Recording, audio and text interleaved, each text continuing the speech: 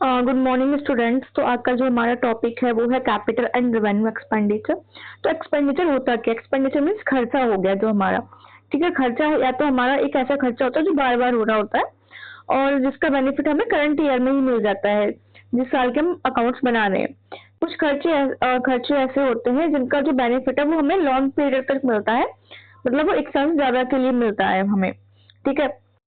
तो two types के होते हैं आपके, या तो रिकरिंग नेचर के जिनका बेनिफिट आपको एक करंट ईयर में मिल जाता है, दूसरा नॉन रिकरिंग नेचर के जो बार बार नहीं होते हैं खर्चे, बट उनका जो बेनिफिट है वो लॉन्ग पीरियड तक मिलता है हमें, ठीक है। तो यहाँ पर सबसे पहले है हमारा what is revenue expenditure. Revenue expenditure refers to the amount spent whose benefit is either received or adjusted within the accounting period, मतलब जिसका बेनिफिट हमें within the accounting period मिल रहा है, एक ऐसा एक्सपेंडिचर, ठीक है। जैसे rent, salary, expenses for maintaining and repairing fixed assets and so on are example of revenue expenditure. देखो जो रेवेन्यू एक्सपेंडिचर होता है, हमारा जो एक्सपेंडिचर होता है वो या तो ट्रेडिंग एंड पेंडल अकाउंट के डेबिट में जाता है या फिर लायबिलिटी में चला जाता है, ठीक है। जो आपका ट्रेडिंग एंड पेंडल के डेबिट में जाता है वो होता है आपका रेवेन्यू एक्सपेंडिचर, जो बार बार आपको अकर होता रहता है, मतलब बार बार अराइज होता है, ठीक है। जो आपका बार बार अराइज नहीं होता है वो जाता है आपका बैलेंस शीट की असेट में, ठीक है, असेट साइड। जैसे मैंने प्लांट एंड मशीनरी खरीदी तो मेरा खर्चा हुआ, बट मैंने आज खरीदी, बट मुझे लॉन्ग टाइम तक उसका बेनिफिट मिलेगा, ठीक है। तो वो हो गया मेरा कैपिटल एक्सपेंडिचर, ठीक, ओके। और अगर उस प्लांट की मशीनरी को खरीदने के बाद तुरंत उसमें मैंने कोई इंस्टॉलेशन कॉस्ट भी खर्च हो गई, या फिर उस प्लांट एंड मशीनरी को मेरे फैक्ट्री तक लाने का जो खर्चा हुआ वो भी होता है मेरा कैपिटल एक्सपेंडिचर, ठीक है।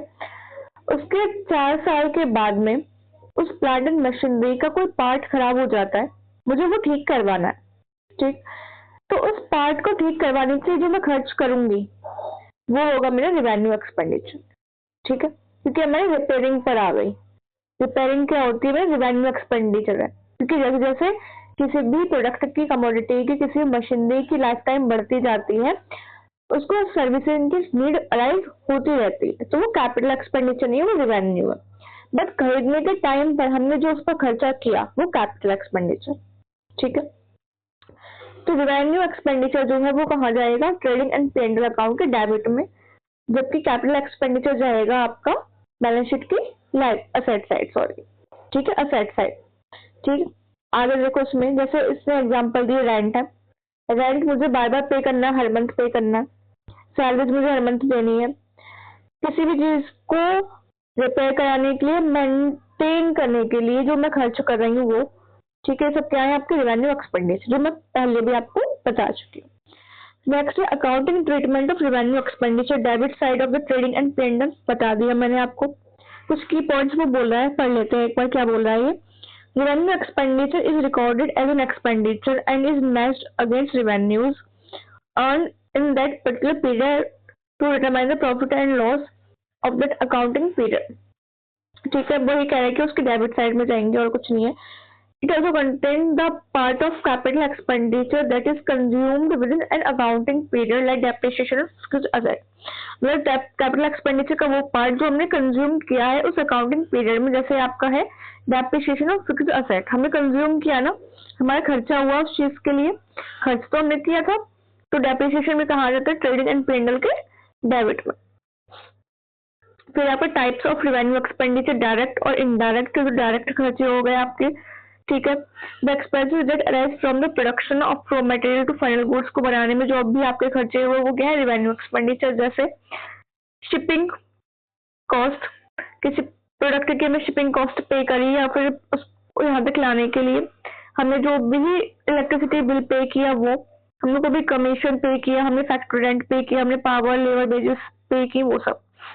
Indirect arises from sales of goods and services and the distribution, की जो हमारे गुड्स और सर्विसेज है उनको सेल आउट करने में हमारा जो भी खर्चा हुआ, जैसे डेप्रिसिएशन, ठीक है, या फिर उनके डिस्ट्रीब्यूशन में, जैसे depreciation machinery, telephone bills etcetera की खर्चा हुआ एडवर्टीजमेंट का। Example of revenue expenditure made to protect fixed asset such as repair and maintenance of fixed asset, charge of white washing, मतलब फिक्स्ड असेट को मेंटेन करने के जो भी खर्चा हो रहा है वो। It excludes any expense paid while acquiring an asset because it treated as expenditure of capital nature, means जब हमने उसको खरीदा, जब मैं कोई एसेट परचेज करें तो उस टाइम पे मेरा जो भी खर्चा हो रहा है वो क्या है, कैपिटल एक्सपेंडिचर। नेक्स्ट है expenses made for the day to day operation of a company like rent, salaries, power, fuel, shipment, wages, interest paid on a loan and so on, मतलब जो भी डे टू डे ऑपरेशन के लिए खर्चा हो रहा है वो सब किसमें आएगा, revenue expenditure. Depreciation on tangible assets हमने ऊपर पढ़ लिया, ठीक है, ये कैपिटल नेचर के जो भी पार्ट है वो हमारा इसमें जाता है, ठीक है। And amortisation of intangible assets, replacement of born out part of an existing machine का अगर कोई पार्ट खराब हो गया उसको रिप्लेस कर रहे हैं हम, तो भी वो रेवेन्यू है हमारे कि हमने खरीद तो पहले लिया बट हम सिर्फ उसको रिपेयरिंग का, रिप्लेसमेंट का काम करवा रहे हैं, क्योंकि सिर्फ एक पार्ट के बदले पूरी मशीनरी परचेज नहीं की जा रही है। Purchase of raw materials for converting it into finished goods, ठीक है। Payment for goods purchase for resale, कि अगर मैंने रिसेल के लिए कुछ भी परचेज किया वो भी ट्रेडिंग एंड पे अंडर में आता है तो वो revenue expenditure, that means interest on loan and interest on capital. Interest on loan अगर मुझे पे करना है तो भी वो मेरा रेवेन्यू नीचे बार बार पे करना, कैपिटल पे जो इंटरेस्ट है वो बार बार पे करना है after the asset is put to use, ठीक है। कुछ एग्जांपल्स दिए गए हैं। फर्स्ट है factory rent of 1000 recurring nature है, ट्रेडिंग एंड पेंडल के डेबिट में जाएगा, रेवेन्यू एक्सपेंडिचर है। Repairs for 2000 necessitated by negligence, repairs की जो भी अमाउंट है वो भी आपको रेवेन्यू एक्सपेंडिचर होती है। Wages paid for the installation of new equipment, तो ये आपकी कैपिटल एक्सपेंडिचर है, क्योंकि हमने इंस्टॉलेशन के लिए पेमेंट करी है उस टाइम पे, बाद की बात नहीं हो रही है, ठीक है। Salary given to employees, revenue expenditure बार बार देनी है हमें हर महीने। परचेज पेटेंट्स फॉर 2 लाख, एक बार खर्चा कर रहे हैं, मैं बार बार पेटेंट परचेज नहीं करूंगी ना, तो कैपिटल एक्सपेंडिचर है। नेक्स्ट कैपिटल एक्सपेंडिचर, मैंने आपको पहले बता दिया कि फिक्स असेट पर हम जो भी खर्चा कर रहे हैं, जो भी परचेज करने पर खर्चा कर रहे हैं वो सब कैपिटल एक्सपेंडिचर में आता है, जैसे कि acquiring land, building, machinery, furniture etcetera. इसका ट्रीटमेंट क्या है, ये जाएगा आपको बैलेंस शीट की लायबिलिटी साइड, ठीक है। उसके बाद है कुछ इंपॉर्टेंट पॉइंट्स भी उन्होंने दिए हैं, जैसे fixed assets are use for earning income and not for resale, कि आपकी जो फिक्स असेट है वो रिसेल के लिए यूज नहीं की जाएगी वरना वो रेवेन्यू एक्सपेंडिचर हो जाता, ठीक है। फिक्स असेट आपकी physical non physical physical and intangible दोनों हो सकती है। Capital expenditure generates benefit over the course of time, मैं ये नहीं कह सकती कि मैंने आज कोई मशीन खरीदी मुझे आज ही उसका बेनिफिट मिल जाएगा, उसका बेनिफिट अराइव होने में बहुत लॉन्ग टाइम तक वो मुझे देती है और थोड़े टाइम बाद देना शुरू करती है। कैपिटल एक्सपेंडिचर अदर एनहेंस अ कंपनीज अर्निंग को बढ़ा सकते हैं, उसकी प्रोडक्टिविटी को भी बढ़ा सकते हैं, या फिर उसके ऑपरेटिंग एक्सपेंस को कम भी कर सकते हैं। डे टू डे जो ऑपरेशन है उसके उसमें जो एक्सपेंस हो रहे थे वो कम भी हो सकते हैं। इसके कुछ एग्जाम्पल्स हैं। Expenses spent while acquiring or constructing a fixed asset. Expenses can include wages given to worker for constructing machines, ठीक है। इंस्टॉलेशन के टाइम पे जो भी खर्चा हो रहा है ना, परचेस करने के टाइम पे उसके इंस्टॉलेशन में, उसके बेजेस में, उसको शिप में, लाने में, कैरिज में, वो सब आपका किस में चला जाएगा, कैपिटल एक्सपेंडिचर में। Expenses paid in acquiring the right to start or continue a business, ठीक है। Legal expenses incurred in preserving fixed asset, the money spent to purchase a fixed asset such as a piece of land, building, equipment. Expenditure made to acquire intangible assets like goodwill, patent, right, trademarks, copyright, etc. Custom duty paid on import of equipment.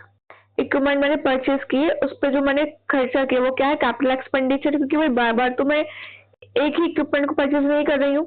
Second है 20,000 paid for electricity bill, electricity bill एक बार दूंगी या बार बार दूंगी, बार बार दूंगी, तो ये क्या हो गया, रेवेन्यू एक्सपेंडिचर हो गया। थर्ड है like spend on repairing, repainting the office building, capital expenditure है? नहीं है, रेवेन्यू एक्सपेंडिचर। क्यों? क्योंकि रीपेंटिंग करा रहे हैं ना हम, रीपेंटिंग तो बार बार कराएंगे, हर साल कराते हैं। Second hand machine were purchase for 50,000, 3,000 were spend on it's installation. ये कैपिटल एक्सपेंडिचर हो जाएगा टोटल 53,000। ठीक है, परचेज के उसके इंस्टॉलेशन में जो खर्चा है, खरीदी तो है ना, तो सेकेंड हैंड ही खरीदी हमने। Cost of air conditioning of the managers office, air conditioning का क्या खर्चा आएगा आपको बताओ? एयर कंडीशनिंग क्या है? कैपिटल एक्सपेंडिचर रखिए, क्योंकि एक बार हम करवाएंगे स्टूडेंट, हम रोज रोज करा देंगे, हर महीने कराएंगे, हो गया इंस्टॉल एक बार। उसके बाद कैपिटल रिसीव्ड, इससे खर्चा होता है, ऐसे हमारे पास कुछ इनकम से भी होती है। अगर कैपिटल रिसीप्ट है, ठीक है, अगर कैपिटल रिसीप्ट है तो वो कहाँ जाएगी? आपकी लायबिलिटी में आ जाएगी, बैलेंस शीट की। अगर वो कैपिटल है, कैपिटल रिसीप्ट आपकी बैलेंस शीट के लायबिलिटी में आ जाएगी। ठीक है, और आपकी रेवेन्यू रिसिप्ट आ जाएगी ट्रेडिंग एंड P&L के क्रेडिट में। ठीक है, क्योंकि इनकम है। Capital receipt can be defined as one that either raises a liability or decreases assets. वो कहते हैं कैपिटल रिसिप्ट क्या है? या तो वो आपकी लायबिलिटी को बढ़ा देती है, तो किसी से लोन लिया, लायबिलिटी बढ़ रही है आपकी, तो किधर आएगी? लायबिलिटी साइड डालोगी ना। या फिर आपके कोई एसेट कम कर दी, ठीक है, कि आपने कोई सेल कर दिया asset. For instance, the amount received in the way of additional capital, the amount generates with loan or amounts generated from the sale of fixed asset. ठीक है, इनमें से किसी से भी अगर हमें पैसा मिलता है तो वो क्या है? कैपिटल रिसीप्ट है। ठीक है, key points to remember: a bank loan is a capital receipt because it raises a liability. Similarly, receipt from the sale of machinery are also capital receipt। की हमारी वो कैपिटल एक्सपेंडिचर था, जब हमने उसको सेल किया तो हमें क्या मिला? कैपिटल रिसिप्ट मिली, क्योंकि वो असेट को डिक्रीज कर रही है। ठीक है, capital receipt either raise liability or decrease asset. It implies that capital receipts has no effect on the company profit and loss or recorded on balance sheet. Components है cell of fix asset हमने किया, हमने कुछ grants दिए तो capital, ठीक है, हमें कुछ ग्रांट्स मिले, सॉरी, तो वो हमारा कैपिटल रिसिप्ट है। बोरोइंग्स हमने ली, कैपिटल रिसिप्ट है। इन्वेस्टमेंट हमने की है, सॉरी, इन्वेस्टमेंट हुई है हमारी ऑर्गेनाइजेशन में, तो भी क्या है? कैपिटल रिसिप्ट है। It is amount of cash received by organisation by selling its investment. This investment में क्या है? आपकी कैपिटल रिसिप्ट है। It is amount of cash received by organisation from the sale of its equity holding. Asset की equity shares क्या हो गई? कम हो गई, डिक्रीज हो गई। ठीक है, दिस इन्वेस्टमेंट से हमें जो पैसा मिला वो कैपिटल रिसिप्ट है। मिसलेनियस, जैसे sale of copyrights, patent, goodwill, अगर हमने सेल किया है तो उससे जो पैसा मिला वो हमारा सारा कैपिटल रिसिप्ट है। मीन्स कैपिटल एक्सपेंडिचर को जब हम हटा रहे हैं, कम कर रहे हैं, सेल कर रहे हैं, तो उससे जो पैसा मिलेगा वो सारा हमारा कैपिटल रिसिप्ट। रेवेन्यू रिसिप्ट ये क्या करता है? Revenue receipt is one that neither raises a liability or not decrease an asset. ना तो वो लायबिलिटी बढ़ा रहा है, ना वो असेट डिक्रीज कर रहा है, बट वो क्या कर रहा है? The amount obtained from the sale of goods and services, जैसे कि, तो वो किधर आता है आपका? वो आता है ट्रेडिंग एंड P&L के क्रेडिट में। Revenue receipt refer to the regular receipt of the business, जो रेगुलर बेसिस पे उसको इनकम मिलती रहती है, but are generated primarily from the sale of product and services. किससे मिलती है? आप जो भी प्रोडक्ट या सर्विसेज सेल कर रहे हो उससे जो आपको पैसा मिल रहा है, या फिर रेंट है, रेंट रिसीव हुआ, कोई डिस्काउंट रिसीव हुआ, कोई इंटरेस्ट रिसीव हुआ, कोई कमीशन रिसीव हुआ आपको, वो सब क्या है? आपका revenue receipt. Revenue receipt generate income for the business, business के लिए ही इनकम जनरेट करती है। As a result they are recorded in the credit side of the P&L। ठीक है, फीचर्स क्या है? मीन्स फॉर सर्वाइवल, एक बिजनेस को प्रॉफिट चाहिए सर्वाइवल के लिए, तो सर्वाइवल प्रोवाइड करती है।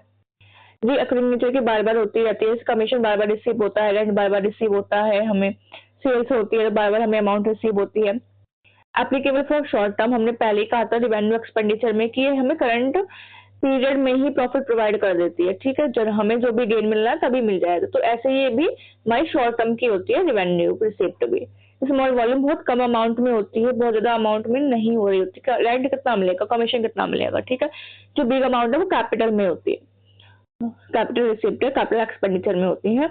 अफेक्ट प्रॉफिट और लॉस, या कॉस्ट हमारी जो इनकम में जा रहा है कि इनकम कितनी आई है हमारी, तो ये कॉस्ट हमारे प्रॉफिट लॉस को इफेक्ट डालती है।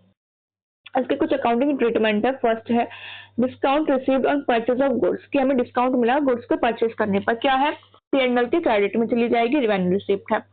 Cash received from debtors amounting to 5000, हमें कैश मिला किससे, डेटर्स से मिला हमें, तो क्या रेवेन्यू रिसीप्ट है ये, because it neither creates liability भी नहीं क्रिएट हुई, भाई हमें पैसा मिला, हमारी जो क्या थी असेट थी वो भी डिक्रीज नहीं हुई क्योंकि डेटर्स हमारे ही थे, मिलना था हमें पैसा, अब मिला है, हमने इनकम को जनरेट कर दिया, तो ये क्रेडिट साइड आ जाएगी P&L के। ठीक है, मशीनरी सोल्ड फॉर 1 लाख, ये कैपिटल रिसिप्ट भी मशीनरी हमारे लिए जो हमने खरीदी थी तो कैपिटल एक्सपेंडिचर थी।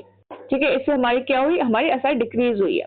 Amount received from the insurance company on loss of fix asset, ठीक है, हमें कुछ फिक्स असेट थे उनके लॉस की वजह से हमें इंश्योरेंस कंपनी से क्या हुई, अमाउंट रिसीव हुई है, तो ये क्या हो गई आपकी रेवेन्यू रिसिप्ट हुई नहीं, क्योंकि हमारी जो असेट थी वो क्या थी, कैपिटल एक्सपेंडिचर होगा उस टाइम पे, हमारी असेट कम हुई थी तो ये हमारे लिए कैपिटल हो जाएगी, कैपिटल रिसिप्ट हो जाएगी। ठीक है, ओके।